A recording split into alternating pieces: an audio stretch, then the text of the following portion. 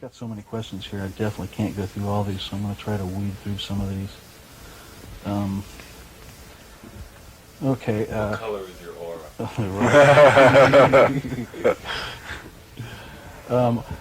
It seemed to me that that Scott's role in this on that last tour was well, he was more out towards the front of the stage, had a wireless, and he was one of the more I don't know, I can't use another word other than entertaining. He was running around the stage more. But he did that in '84 also. I mean, if you look at the video of Does Humor Belong in Music, he was fairly frolicsome in that band.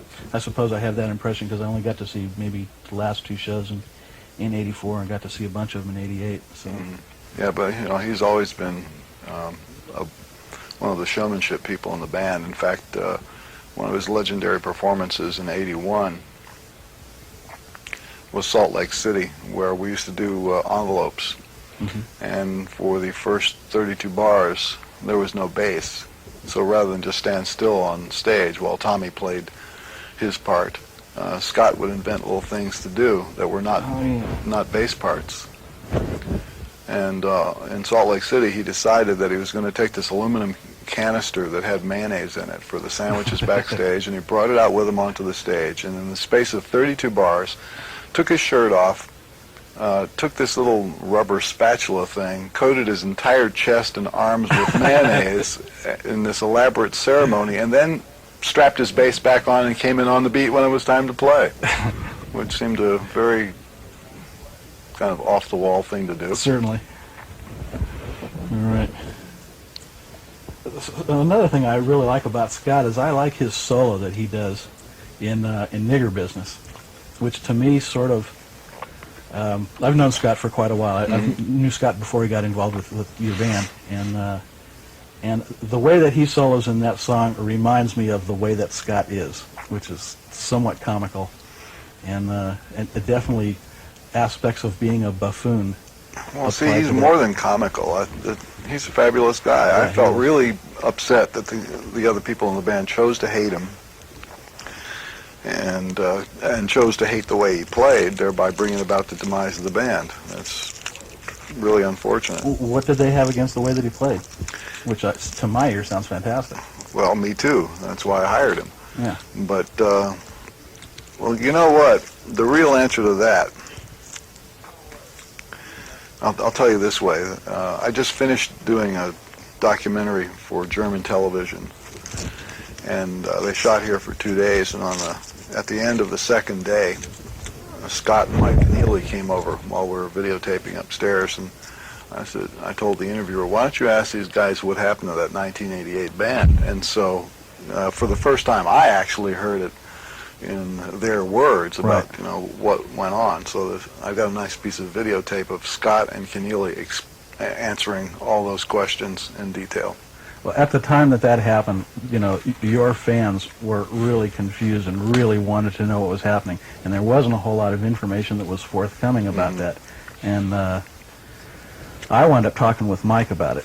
He just in meeting Mike on tour and finding out that his background was a little bit different than most people who get in your band, in that he was a real ardent fan of your music and the walking dictionary of your songs, and all that was a little different than most of the other people that. No, actually, there've been two other walking dictionaries that were put in. Arthur Barrow was a walking dictionary, and to a degree, so was Ike. But Keneally is a unique individual because not only is it a walking dictionary, I've never seen anybody able to memorize anything as fast as Keneally. He's absolutely a sponge for memorizing musical passages. Kali Yuta could memorize fast, but only for the drums. But Keneally memorizes the entire chunk, the melody, the chords, the rhythm. He gets a picture of it, and he can replicate it. Like boom, right after he's heard it. Putting that in the context of playing your music and in your bands, that's a real high compliment. Yeah, he's also a really good guy, and just in meeting him and just talking with him, I got the feeling that if I was ever going to get a straight story on that from somebody who who was involved and might have their opinion swayed by their own personal experiences on it, if somebody could give me a straight story, it seemed like he might be somebody who could. Yeah, he's a real straight guy. And he basically, in his opinion, he told me that he thought that Scott got a raw deal. And, you know, I mean, I could have asked Scott, but Scott's Scott. He's somewhat personally involved there. So Yeah, and he did get a you know, raw deal. Yeah. But you know who really got a raw deal was the fans, because they could still be Yeah. listening to that band right now. Yeah. And what happened was that seems like out of a 12-piece band, there were 3 guys that thought Scott was okay. Me, Keneally, and Scott. That's my impression. And there may have been others who thought he was okay, but they bowed to pressure from a few guys who just hated his guts. That was exactly what I heard from Mike. And it was like a herd instinct, you know, and they all just decided, well, we'll just say this guy is an asshole, and we'll try and get him out of the band. You know, what is this? It's like garage band mentality. And there were things that happened that you on stage termed in one point as you called them playground psychotics, right? that's a phrase coined by Jeff Simmons. And that's all it is, playground psychoticism. Yeah. Yeah, it was too bad. Well, Well, there's a better one upstairs. I mean, this one is dying a horrible death there in the corner, but you got to understand, although we have every intention of putting ornaments on the little tree they get for me in the basement, nobody ever gets around to it, and I never have time to decorate it. So this may be... String some lights while we're here? Go ahead. It may be the only way that I get some fucking stuff on my tree. It's nice, but it's like leaning over. Well, it's dejected and it's dry, and the reason it's dry is, see that pan at the bottom? When they hammered this nail through the tree to stick it in that pan, they made a hole in the pan so it won't hold water. This is California engineering, guys. another example of a flake. That's right. All right. Okay, here's So you another imagine question. somebody out there going, Geraldo, hammer that spike through that pan into the... So I have a list of people I wanted to ask you about, how just to get a reaction from you as far as some of those people, and Geraldo was one of them. There it is, Geraldo. Yeah. Fix the pan on the bottom of the tree. All right. Compared to what you did in 1988, in past tours, certainly through the 80s, you seem to be a little more restrained in terms of audience participation and just the aspect of having the audience being directly involved in the music. But in 1988, you seem to get right back into doing quite a lot of that. Well, audience participation depends on 2 things. Well, more than 2. First of all, it depends on the audience. If you've got the wrong kind of audience, you'll never get them to participate. Right. And the next important thing is where you're performing. If you're in a theater, it's a little bit easier to do it if there's a stage apron out in Sure. front where you can accommodate people, because if you're just playing on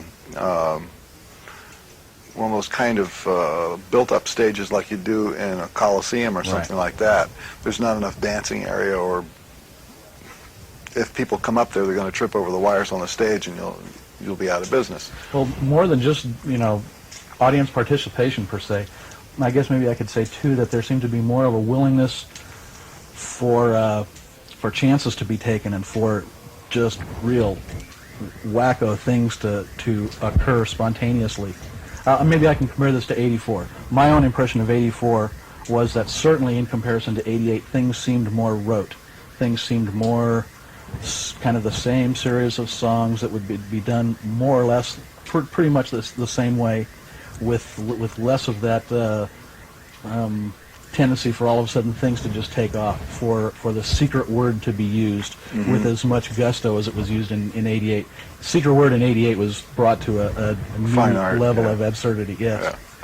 Well, you got to understand that you put a band together, and before they can do the secret word, they got to be so assured that they know the material that they can get back to safe ground if the secret word doesn't work, or, the secret word, it takes a lot of practice to be able to get a whole band to think in that mode, because if you rehearse a song and you're performing it during the concert, you're relying on what you learned during the rehearsal in order to do a good job and get everything in order. Right. But say you're playing along and suddenly somebody in the band starts saying or doing something which is not part of what you learned. That can really fuck you up if you don't know what to do in that instance. Right. You have to, and also you got to know that on stage sometimes it's difficult to hear what the other guy's saying. Right. So that's secret word stuff is risky business. Yeah. And Well, I think taking chances in the long run, in the overview, I think, again, personal perspective, I think really pays off. Well, I like doing it, Yeah. but the bands don't always like doing it because nobody wants to go on stage and, in the middle of their splendid blue solo spotlight wind up fucking up, I mean, it could mean the difference between a blowjob or a black mark on your report card. You just don't want to fuck up out there. So How do they react when a mistake happens on stage and you integrate, sort of teasing them about that in with the show? What kind well, of some typical people get reaction upset about it, and other people, just take it as like business as usual. Right. I mean, there are certain mistakes that keep getting made over and over and over again, Right. and when they get made so many times, I have to ask myself, am I going to flip out here, or am I going to make a joke out of it?